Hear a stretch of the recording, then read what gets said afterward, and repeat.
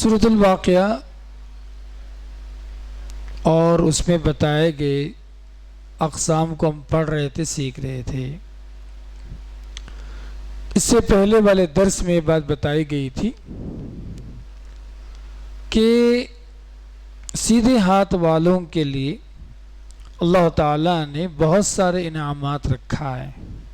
ان کے لیے معوجات ہیں، ان کے لیے اعلیٰ قالین ہیں، اور ان کے لیے اللہ تعالیٰ نے حوریں رکھا ہے۔ ان حوروں کے اللہ تعالیٰ نے تعریف بھی فرمائی، وہ بڑی محبت کرنے والی ہم عمر، اللہ تعالیٰ نے انہیں پیدا کیا، بنایا۔ یہ ساری باتیں آپ کو بتائی گئی تھی۔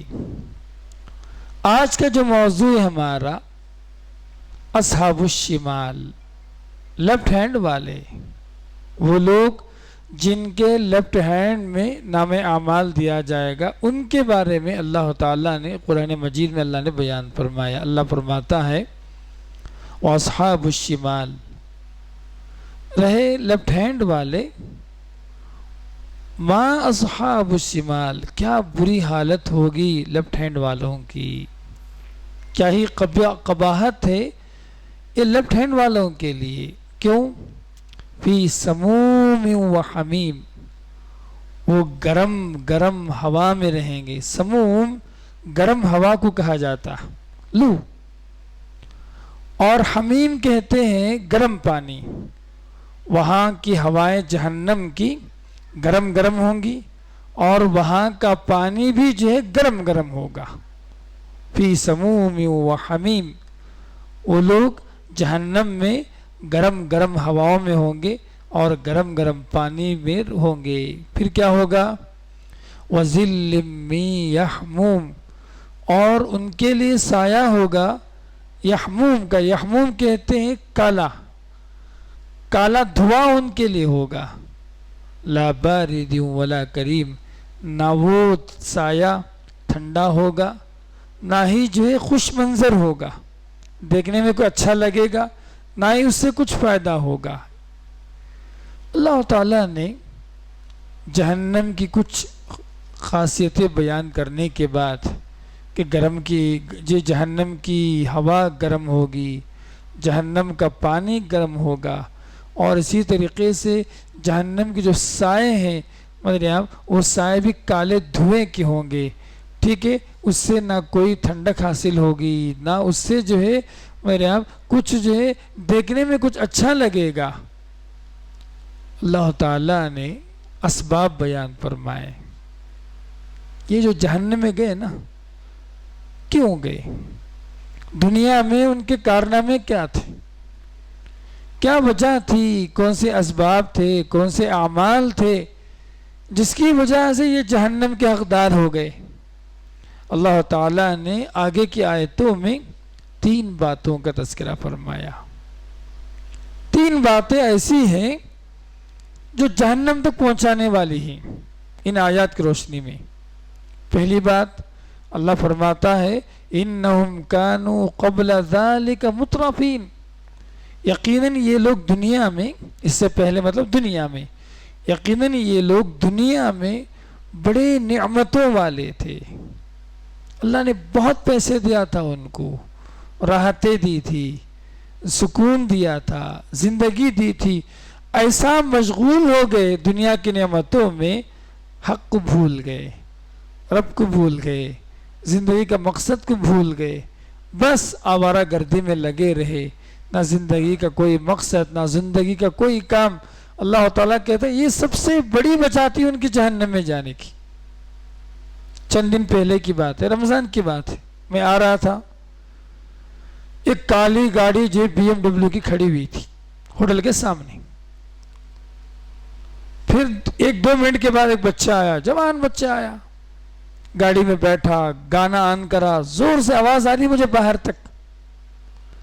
اللہ نے نعمتیں دی، سہولتیں دی، سب کچھ دیا، لیکن جو ہے رمضان کا احترام نہیں اس کے پاس، روزوں کا احترام نہیں اس کے پاس، قیام اللیل کا احترام نہیں ہے اس کے پاس۔ جب نعمتیں اللہ تعالیٰ کی طرف سے ملتی ہیں نا، ان نعمتوں کو حق کے راستے میں استعمال کرنا. کیا کرنا ہے؟ حق کے راستے میں استعمال کرنا ان نعمتوں کو. عجیب لوگ ہیں، جب تھوڑی دنیا آتی ہے، تھوڑے پیسے کیا آ گئے، مطلب آپ کچھ ترقی دنیا کی کیا ہو گئی، اب لوگ اللہ کو بھول جاتے ہیں، رب کو بھول جاتے ہیں، دین سے دور ہو جاتے ہیں. یا ایھا الذین آمنوا لا تلہکم اموالکم ولا اولادکم عن ذکر اللہ. تمہارا مال، تمہاری اولاد اللہ کے ذکر سے غافل نہ کر دے. تو سب سے پہلے جو جہنم تک پہنچانے والی جو بات کیا ہے، اللہ کی نعمتوں کی ناقدری کرنا، یا اللہ دنیا میں اتنا مگن ہو جانا کہ آخرت کو بھول جائے.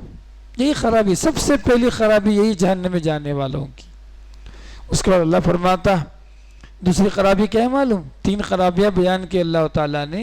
پہلی خرابی یہ تھی کہ دنیا تھی ان کے پاس، سب کچھ تھا، لیکن اتنا مشغول ہو گئے ان چیزوں میں، اللہ کو بھول گئے، مقصد کو بھول گئے، زندگی کو بھول گئے، آخرت کو بھول گئے، قیامت کو بھول گئے، موت کو بھول گئے، آخری انجام کو بھول گئے. یہ پہلی وجہ. دوسری وجہ اللہ فرماتا وَكَانُوا يُصِرُّونَ عَلَى الْحِنْسِ الْعَظِيمِ، وہ بڑے گناہ پر اصرار کرنے والے تھے، شرک پر اڑے اور جمے ہوئے تھے. اب دیکھیں، آپ جن کے پاس نعمتیں زیادہ ہیں، اللہ تعالیٰ کی نافرمانی میں لگے ہوئے بہت زیادہ، اڑے ہوئے سب. وَكَانُوا يُصِرُّونَ عَلَى الْحِنْسِ الْعَظِيمِ، یہ دوسرا گناہ، شرک پر اڑے رہنا. آپ جانتے ہیں شرک کرنے والوں کو اللہ پسند نہیں کرتا. شرک کرنے والوں کے لیے اللہ تعالیٰ کے پاس مغفرت نہیں ہے. شرک کرنے والوں کے لیے اللہ تعالیٰ نے جنت کو حرام قرار دیا. شرک کرنے والا جنت میں نہیں جائے گا اگر توبہ نہیں کرے گا. تو یہ جو بڑا گناہ ہے شرک، اس میں پڑے ہوئے ہیں. پھر آخر میں اللہ تعالیٰ نے تیسری وجہ بیان فرمائی. کیا وجہ تیسری؟ اللہ تعالیٰ فرماتے دیکھیے آپ وَكَانُوا يَقُولُونَ، وہ کہا کرتے تھے اِذَا مِتْنَا، اگر مر جائیں، وَكُنَّا تُرَابًا، مٹی ہو جائیں، وَعِظَامًا، ہڈی بن جائیں گے، اِنَّا لَمَبْعُوثُونَ، کیا ہم دوبارہ اٹھائے جائیں گے، أَوَآبَاؤُنَا الْأَوَّلُونَ، کیا پہلے جو ہمارے باپ دادا گزرے وہ بھی دوبارہ اٹھائے جائیں گے. آخرت پر ایمان نہیں تھا. یہ تیسری بڑی خرابی تھی جہنم میں جانے والوں کے پاس. سب سے بڑی خرابی کیا زندگی میں؟ شرک، ایمان باللہ نہیں رہنا، شرک کرنا. نمبر 2 آخرت پر ایمان نہیں رہنا. یہی سب سے بڑی خرابی ہے زندگی میں. دنیا میں دیکھ لیں آپ، جس کے پاس آخرت کا ایمان نہ ہو، آخرت پر ایمان نہ ہو، یقین رکھیے وہ گناہ پہ گناہ کرتا جائے گا. کوئی ڈر نہیں ہوگا اس کو. کسی کا پیسہ کھا لے، کسی کی جیب پراپرٹی ہڑپ کر لے، بہنوں کا حق مار لے، کچھ بھی کر لے، اس کی زندگی میں کوئی تبدیلی آنے والی نہیں ہوتی. یہی وجہ ہے اللہ کے رسول صلی اللہ علیہ وسلم نے ایمان باللہ اور ایمان بالآخرت کے ساتھ اللہ کے رسول صلی اللہ علیہ وسلم نے کئی موقعوں پر نصیحت فرمائی. کیا کہا اللہ کے رسول نے؟ من کان یؤمن باللہ والیوم الآخر فلیکرم ضیفہ. کہا کہ جو اللہ پر اور یوم آخرت پر ایمان رکھتا ہو چاہیے کہ وہ مہمان نوازی کرے. فلیقل خیرا او لیصمت، کہا اچھی بات کرے ورنہ خاموشی اختیار کرے. یہ اللہ کے رسول صلی اللہ علیہ وسلم کی تعلیمات ہے ایمان باللہ اور ایمان بالآخرت کے ساتھ. قرآن مجید کا کوئی ایسا صفحہ نہیں ہے قرآن میں جہاں ایمان بالآخرت کا ذکر نہ ہو. سورۃ الفاتحہ اگر آپ کھولیں گے سمجھیے آپ، وہاں پر مالک یوم الدین کے اندر آخرت کا ذکر آیا. سورۃ بقرہ کا پہلا صفحہ کھولیں گے آپ، یؤمنون بالآخرہ، وہیں پر آیا. قرآن مجید کا کوئی ایسا صفحہ نہیں ہے جس میں آخرت کا ذکر نہ ہو. آخرت، ایمان بالآخرہ سب سے اہم ایمان ہے. ایمان کے ارکان تو 6 پڑھے آپ. 6 ایمان کے ارکان ہیں: ایمان باللہ، ایمان بالرسول، ایمان بالکتاب، ایمان بالملائکہ، ایمان جو ہے تقدیر پر ایمان، اور جو ہے یہ جو 6 ایمان ہیں، اس میں یہ 6 ایمان میں اصل ایمان اگر جوڑا جائے سب کو 2 ہی ہیں، ایمان باللہ اور ایمان بالآخرہ، 2 ہی ہیں۔ ایمان بالرسول ایمان باللہ میں آ گیا، ایمان بالکتاب ایمان باللہ میں آ گیا، ایمان بالملائکہ ایمان باللہ میں آ گیا، اور اسی طریقے سے تقدیر پر ایمان، یہ بھی ایمان باللہ میں آ گیا۔ 5 ایمانیات ایمان باللہ کے ساتھ ہیں، اور ایک جو یوم الآخرہ ہے، ایمان بالآخرہ یا بعث بعد الموت ایمان، بعث بعد الموت دوبارہ اٹھائے جانے پر ایمان، یہ دوسرا ایمان ہے، یہ سب سے اہم ایمان ہے۔ یہاں دیکھیے آپ اللہ تعالیٰ کیا فرما رہا ہے یہاں پر کہ وہ لوگ شرک پر اصرار کرتے تھے، ایمان باللہ گیا۔ نمبر 2، وہ کہا کرتے تھے اگر ہم مر جائیں، مٹی ہو جائیں، یا اسی طریقے سے ہڈی بن جائے، اللہ دوبارہ اٹھائے گا ہم کو، بعض بعد الموت ایمان نہیں تھا۔ یہ 3 گناہیں تھی جو جہنم تک پہنچا دی ان لوگوں کو۔ یہ 3 باتوں کی درست کرنے کی ضرورت زندگی میں۔ سورہ مدثر کی آخری آیت اگر پڑھیں گے، وہاں بھی ایسے ملتا جلتا اللہ تعالیٰ نے اعمال جہنم کو بیان فرمایا کہ لوگ جہنم میں کیوں جائیں گے۔ اللہ فرماتا فی جنات یتساءلون عن المجرمین، جنت میں سب آپس میں سوال کریں گے، ڈسکشن چل رہا ہے۔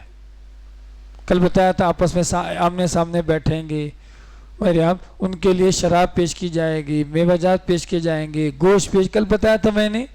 اللہ تعالیٰ کہہ رہا سورہ مدثر میں آپس میں بات کر رہے ہیں کہ عن المجرمین، مجرموں کے بارے میں۔ کیا مجرموں سے پوچھیں گے ما سلککم فی سقر، اس سقر نامی جہنم میں کیوں آئے بھائی؟ خود کہیں گے مجرم، نمبر 1 لم نکن من المصلین، ہم نمازی نہیں تھے، ولم نکن نطعم المسکین، مسکینوں کو کھانا نہیں کھلاتے تھے، وکننا نخوض مع الخائضین، ٹائم پاس کرنے والوں کے ساتھ ٹائم پاس کرتے تھے، نکڑوں پہ کھڑے ہو کر، ہوٹلوں پہ کھڑے ہو کر، ادھر ادھر حلیم کی دکانوں پر کھڑے ہو کر، پتہ نہیں جہاں جہاں موقع ملا ٹائم پاس کرنے کا ٹائم پاس کر رہے تھے۔ پھر کیا ہوا؟ وَكُنَّا نُكَذِّبُ بِيَوْمِ الدِّينِ، ہم آخرت کے منکر تھے۔ دیکھا آپ نے، اگر آدمی کے پاس ایمان بالآخرہ نہیں ہے، سمجھ جائیے کہ وہ انسان نہیں بلکہ درندہ، کوئی اس کو پوچھ نہیں سکتا، کوئی اس کے اخلاق، اچھے اخلاق کی امید نہیں رکھ سکتے آپ، کوئی بھی اچھے اخلاق کی امید نہیں رکھ سکتے۔ بنی اسرائیل میں پڑھے نا آپ کہ ایک مزدور تھا، کام کر رہا تھا، بغیر پیسے لے کے چلا گیا، اجرت نہیں لیا، جلدی میں، بہت دنوں کے بعد آیا، مالک میرے پیسے واپس کرو نا۔ اس نے کہا ساری بکریاں آپ کی، جنازے کی اتباع کرنے، جنازے کی پیروی کرنے کی اجازت نہیں دی نبی کریم صلی اللہ علیہ وسلم۔ تو جو اپنے آپ کو جو معتکف حضرات ہیں، دنیاوی مشاغل سے چھوڑیں 10 دن کے لیے، دنیا کی جو بھی چیزیں ضرورت ٹھیک ہے استعمال کیجیے، مسئلہ نہیں، ضرورت سے بڑھ کر وہ دنیا، اخبار میں لگے رہے صبح سے شام تک، یوٹیوب میں لگے رہے صبح سے شام تک، واٹس ایپ پہ چیٹنگ میں لگے رہے صبح سے شام تک، فون کر کے بزنس مینٹین کر رہے ہیں یہاں پہ، اس کو اتنا پیسہ دے دو، اس کو دے دو، وہ دے دو، یہ دے دو، یہ کاروبار چلا رہے ہیں، یہ سب دنیا ہے، سب دنیاوی مشاغل ہیں، سب ان سب کو چھوڑیں۔ اعتکاف کا جو سب سے اہم جو بڑا مقصد کیا ہے، دنیاوی مشاغل کو چھوڑ چھاڑ کر مسجد میں آ کر کسی ایک جگہ لازم پکڑے رہنا، چمٹے رہنا، میرے آپ، یہ اہم مقصد ہے اعتکاف کا۔ اس کو بھولنا نہیں کبھی زندگی میں، ہم بھول گئے پھر ہمارا جو وقت ہے، جو قیمتی وقت ہے ہمارا زندگی کا، وہ بیکار ہو جائے گا، ضائع ہو جائے گا، جو نفع بخش نہیں بنے گا۔ اس کا اہتمام کریں، یہی سب سے پہلی نصیحت ہے جو میں آپ کو کہنا چاہتا ہوں۔ دوسری نصیحت کیا ہے؟ ایک ٹائم ٹیبل بنائیں، ذکر کے لیے ٹائم ٹیبل بنائیں، دعا کے لیے ایک ٹائم ٹیبل بنائیں، استغفار کے لیے ٹائم ٹیبل بنائیں، اچھی چیزوں کے لیے ایک ٹائم ٹیبل بنائیں، قرآن کی تلاوت کے لیے روزانہ 3 پارے 5 پارے کے لیے ٹائم ٹیبل بنائیں، کچھ سورے میرے آپ جو آپ کو یاد نہیں ہے، یاد تھے بھول گئے، ان چیزوں کو یاد کرنے کو تھوڑا وقت لگائیں. ماں باپ کے لیے دعائیں کریں، قوم کے لیے دعائیں کریں، اس کے لیے وقت نکالیں. آپ اپنے آپ کو ذکر میں، دعا میں، استغفار میں، اچھے کاموں میں اپنے آپ کو مشغول رکھیں. کھیل کود، ہنسی مذاق، دوست احباب، اپنے جانے وہ سب تو جو زندگی بھر سال کے 12 مہینے چلتے رہتے ہیں. یہاں دوستی نبھانے تو نہیں آئے. اعتکاف کے جو لوگ آئے ہیں دوستی نبھانے تو نہیں آئے، ایک بڑے مقصد لے کر آئے. وہ مقصد کو نہیں بھولنا، ہمیشہ یاد رکھیے. آپ عقل مند وہ ہے جو اپنے اوقات کی حفاظت کرتا، اپنے وقت کی حفاظت کرتا، اپنے مقصد کی حفاظت کرتا. اس کی اگر آدمی اس کو سوچ لیا نا، بہت وقت جو ہے سمجھ رہے آپ خیر کے کام میں، اچھے کام میں.